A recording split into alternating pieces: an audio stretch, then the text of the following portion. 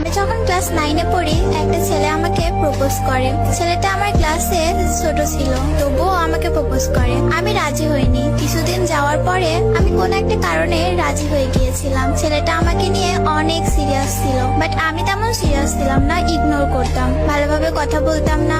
ছেলেটা অনেক কান্না করতো, আমার হাতে পায়েও ধরতো, রীতিমতো আমার জন্য পাগল ছিল। একদিন কথা না বললে সে পাগলের মতো হয়ে যেত। একদিন আমার বাসায় জেনে যায় আমি রিলেশন করি। অনেক বকা খাইছি, আমার ফোনটাও নিয়ে নেয় বাসা থেকে। তারপর সে তার ফোন আমাকে দিয়ে দেয়। সে তার বন্ধুর ফোন দিয়ে আমার সাথে কথা বলতো। আমি আবার ধরা পড়ে যাই, সে আবারও আমাকে আরেকটা ফোন দিয়ে দেয়। এভাবে অনেকগুলো ফোন আমাকে সে দিয়েছিল। সে অনেক পাগলামি করতো, আমাকে অনেক ভালোবাসতো, কিন্তু আমার ফ্যামিলি মানবে না। প্রথম প্রথম আম্মু মেনেও নিয়েছিল, কিন্তু আম্মু যখন জানতে পারে ছেলেটা সিগারেট খায়, তখন আমার আম্মু আর মেনে নেয় না। আমার বাসায় বিয়ের জন্য চাপ দেয়, অনেকগুলো বিয়ে ভেঙে দেয় আমি নিজেই। তখন আমার ফ্যামিলি আমাকে বলে, ঠিক আছে তোমাদের বিয়ে দেব, কিন্তু দুইজন কারোর সাথে কথা বলবা না, আগে বড় হও, তখন তোমাদের বিয়ে দিব।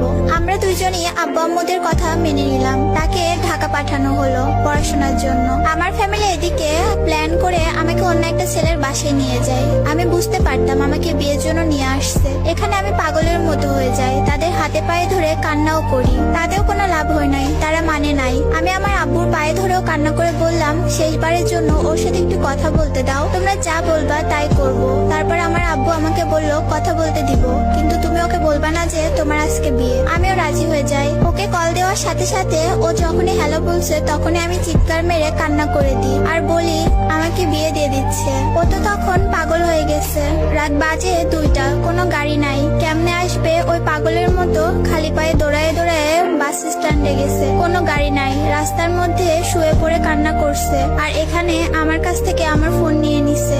আমি অনেকবার সেন্সলেস হয়ে গিয়েছি, তবুও কেউ মানে নাই। আব্বা আম্মু এসে আমার পায়ে ধরে বলতেছে বিয়েটা না করলে ওনারা মরে যাবে। তাই আর কিছু করার ছিল না, সিগনেচারটা করে ফেলি, হয়ে গেলাম অন্য কারো। কিন্তু মনটা মানতেছে না, আমি পাগলের মতো কান্না করি। কি করলাম এটা? আমার কান্না দেখে আমার ফ্যামিলি আমাকে বাসায় নিয়ে যায়। আর যার সাথে আমার বিয়ে হলো সেও বুঝতে পারে বিষয়টা, সে তার বাসায় চলে যায়। আমি আমার বাসায় এসে পাগল হয়ে গেছি পুরা। পরের দিন বিয়ের লোকজন আসবে আমাদের বাসায়। আমাকে আম্মু বলল, তুমি সবার সাথে ভালো ব্যবহার করবা, ওরা চলে গেলে তোমাকে ওর কাছে দিয়ে আসবো, ওর সাথে চলে যেও। আমিও বিশ্বাস করি, সারাদিন বিয়ের লোকদের সাথে অনেক ভালো ব্যবহার করি। দেন সবাই চলে যায়, কিন্তু লোকটা যায় না। আমি খুব কান্না করি, লোকটা যায় না কেন, ও থাকবে কেন?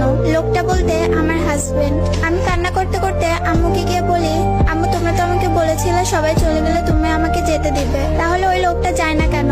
আম্মু আর কথা বলে না। একটু পর দেখি বাসায় কেউ নাই, আমি একা। ওই লোকটা আমাকে একটা রুমে নিয়ে গিয়ে অনেক বুঝাই তাকে মেনে নিতে, পাস্ট ভুলে যেতে।